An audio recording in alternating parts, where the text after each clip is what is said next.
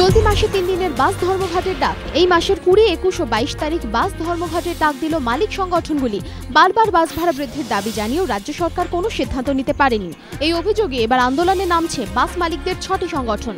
আজ সংগঠনের নেতারা বসে ঠিক করেন চলতি মাসের 3 দিন বাস ধর্মঘটের পথে হেঁটে প্রতিবাদে নামবেন তারা।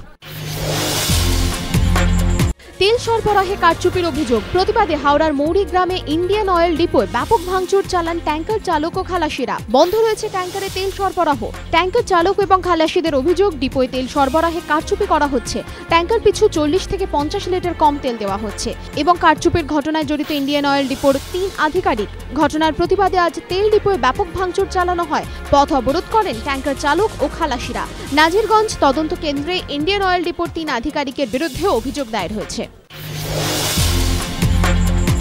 বিসিসিআই এর বড়সড় ধাক্কা। অ্যান্ডারসন কাণ্ডে জুডিশিয়াল কমিশনারের রায় পুনর্বিবেচনার জন্য ভারতীয় বোর্ডের আর্জি খারিজ করল আইসিসি।